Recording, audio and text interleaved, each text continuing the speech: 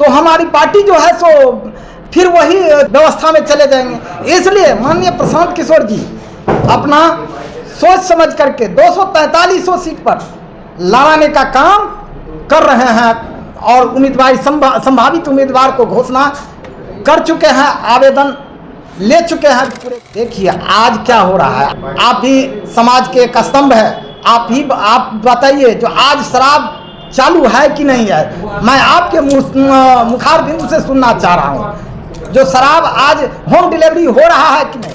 आप जन स्वराज पार्टी की तरफ से राजनगर विधानसभा के भावी उम्मीदवार भी हैं और विस्तार कार्यक्रम भी जगह जगह चला रहे हैं। एक दिन में 3 कार्यक्रम आप चला रहे हैं, कैसा रुझान आपको देखने को मिल रहा है एक उम्मीदवार के तौर पर आपके?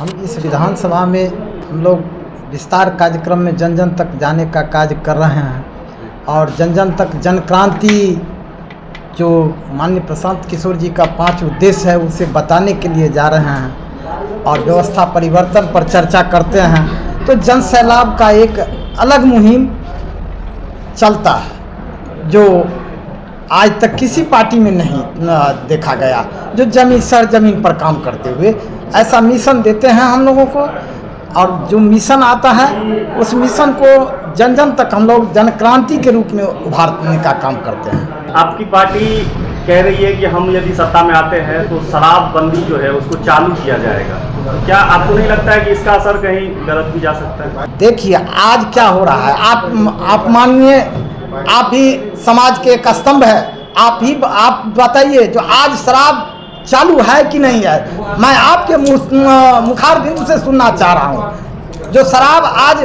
होम डिलीवरी हो रहा है कि नहीं। आप इसके संबंध में कुछ हम लोगों को इंडिकेट कीजिए पहले।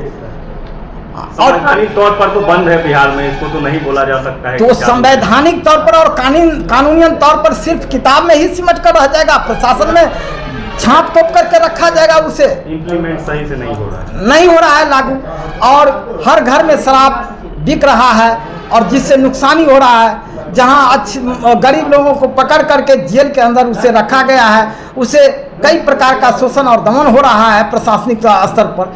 तो शराब बंद रहने से क्या फायदा है? यदि बंदी है तो पूर्ण बंदी का सवाल हो, मान लीजिए। और हमारे माननीय प्रशांत किशोर जी कह रहा है इससे राजस्व का क्षति हो रहा है, हजारों करोड़ रुपया का क्षति हो रहा है, जो अन्य डेवलपमेंट जो है सो बाधित हो रहा है। शिक्षा जिससे बनता था, हम लोगों को सुचारू होता था, गति दे रहा था, आज शिक्षा भी शिथिल हो गया है। वही ये राजनगर की जनता अगर आप पर भरोसा करती है तो आप उनसे क्या क्या वादा करते हैं? राजनगर की जनता हम पर भरोसा करती है तो हम जनता मालिक से हाथ जोड़ करके अपील करेंगे। एक तो सबसे बड़ी बात है, जो हम जहां थे, जिस दल में थे, मेरे जैसा गरीब आदमी पर किसी प्रकार का विश्वास नहीं किया जाता था, जो गरीब समझ करके इसको अलग किया जाए, और आवेदक भी नहीं बनाए जाते थे। लेकिन माननीय प्रशांत किशोर जी का कहे जो हमारे दल में एक गरीब व्यक्ति भी है और काबिल है, तो वह किसी न किसी रूप में समाज के बीच में काम कर रहा है, तो उनको भी अवसर दिया जाएगा।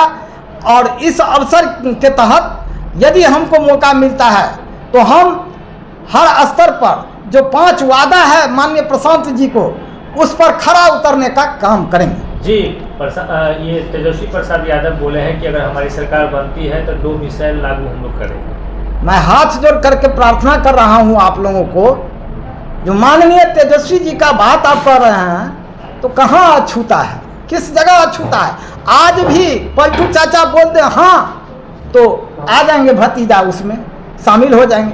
2 मिसाइल कानून क्या है?